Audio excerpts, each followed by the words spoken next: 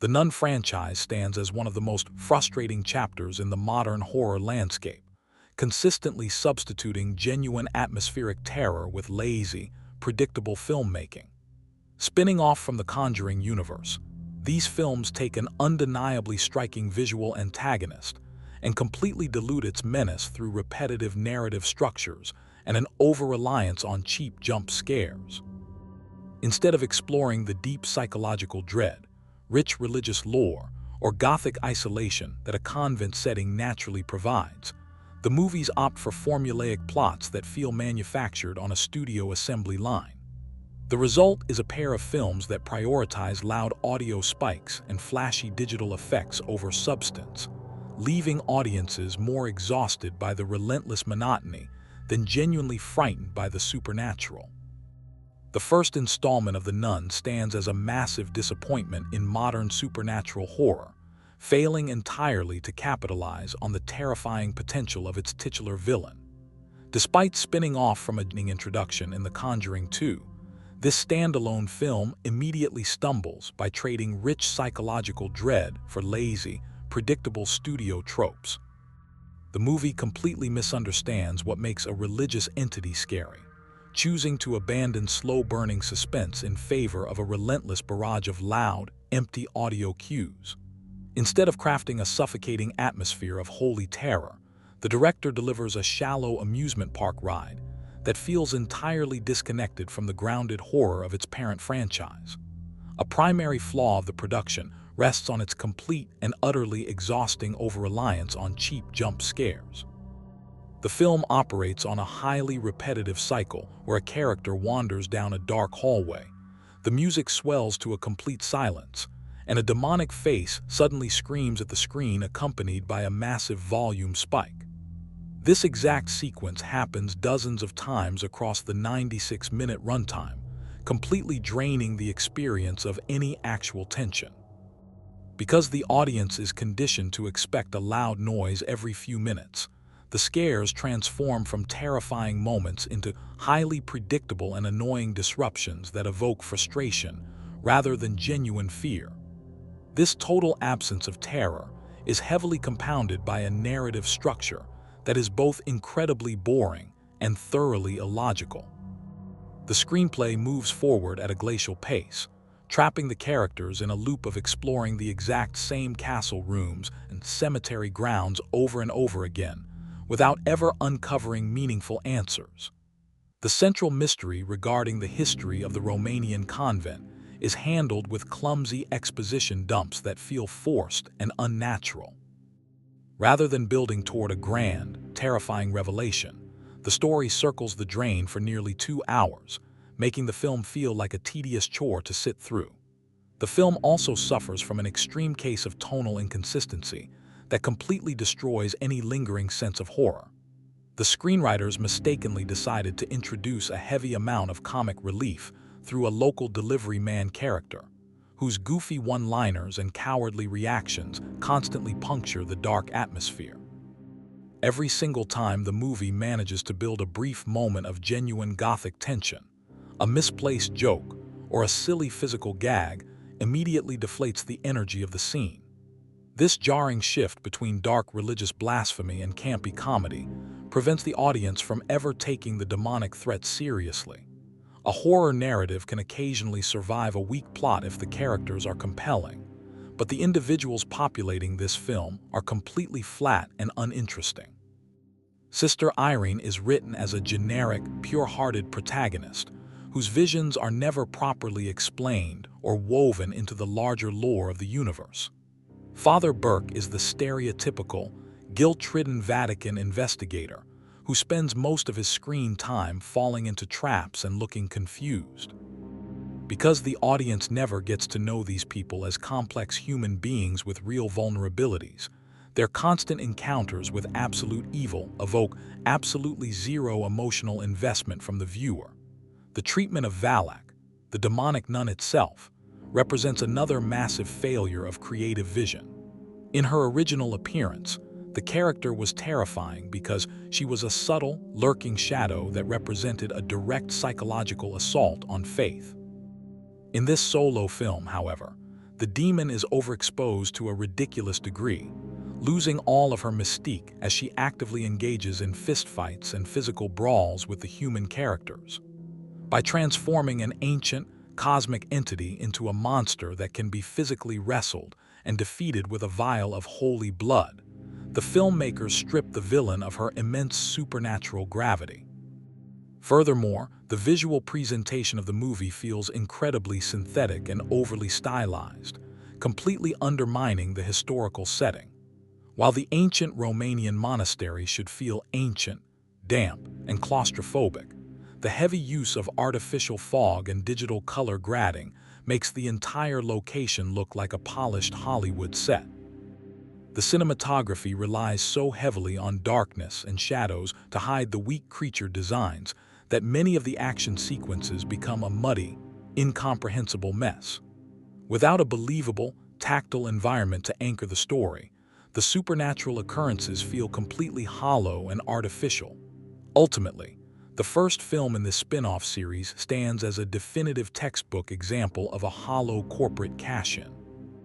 It manages to be simultaneously boring, completely devoid of scares, and deeply frustrating for fans who expected a mature exploration of religious horror. By trading genuine psychological terror for studio-mandated jump scares and trading rich character development for cheap gags and messy logic, it completely alienates the audience. It stands as a disappointing testament to how a lack of directorial vision can thoroughly ruin one of the most visually iconic horror villains of the modern era. The Nun 2 functions as a highly disappointing follow-up that fails to rescue this specific corner of the Conjuring universe from the depths of creative bankruptcy. Released 5 years after its predecessor, this 2023 sequel doubles down on the exact same structural errors, proving that the filmmakers learned absolutely nothing from past audience criticisms. Instead of course-correcting toward the sophisticated, slow-burning dread that made the main timeline film so successful, this entry opts for a louder, flashier, and ultimately more tedious approach. The result is a bloated 2-hour cinematic experience that manages to feel completely exhausting, while contributing absolutely nothing of value to the overarching horror lore. A primary failure of this second installment rests on its incredibly fractured and fundamentally boring narrative structure. The screenplay splits the characters into 2 separate, parallel storylines that take an agonizingly long time to converge in the final act. On one side, audiences are forced to watch Sister Irene wander across Europe, conducting a tedious historical investigation that feels like a poorly written detective procedural. On the other side, the narrative lingers in a French boarding school where a series of repetitive, unrelated supernatural pranks occur. Because the script constantly cuts back and forth between these 2 distant locations, any momentum or tension built in one scene is instantly killed by the transition to the other. This structural packing issue is heavily compounded by an over-reliance on the exact same cheap scare mechanics that ruined the first movie. The director seems to believe that horror is a mathematical formula consisting of long silences followed by sudden, ear-splitting sound effects. Audiences are subjected to an endless cycle of characters staring into dark doorways, walking slowly toward a moving shadow, and being startled by a loud noise that often turns out to be a false alarm. This predictable cadence turns the entire movie into a highly frustrating and mechanical experience, where the viewers are simply waiting for the inevitable audio assault, rather than being genuinely unsettled by the imagery. The film also suffers from an absurd escalation of supernatural logic that completely destroys any sense of grounded realism.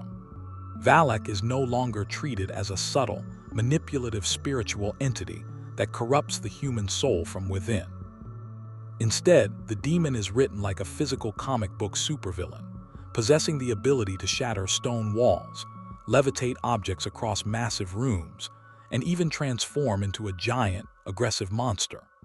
By elevating the physical powers of the demon to such an extreme and cartoonish degree, the movie strips away the terrifying, intimate nature of a religious possession, transforming the climax into a chaotic action sequence rather than a holy battle for survival.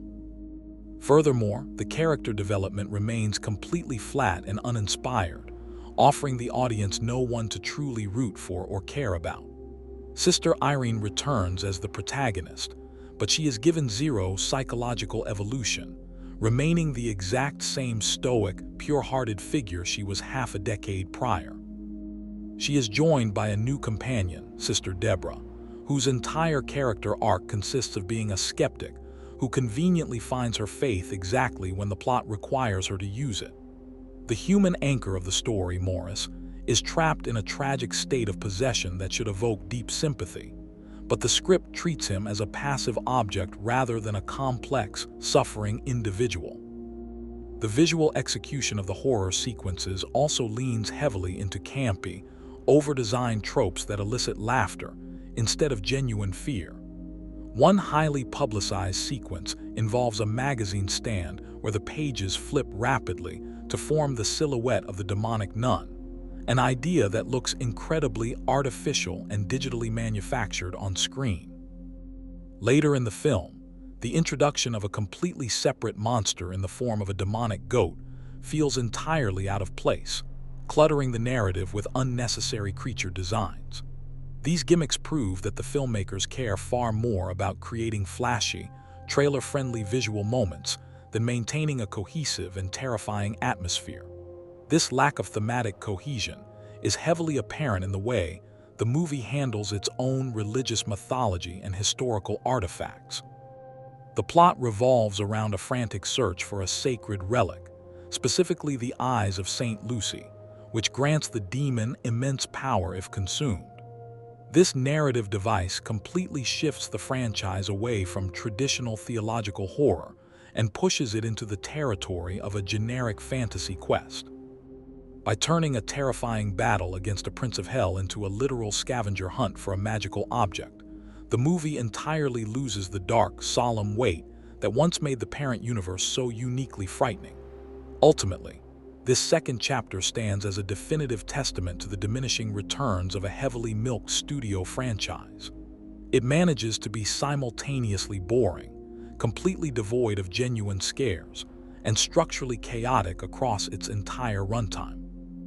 By trading psychological tension for loud jump scares and trading rich character stakes for a messy, logic-defying fantasy plot, it completely alienates anyone seeking mature horror cinema.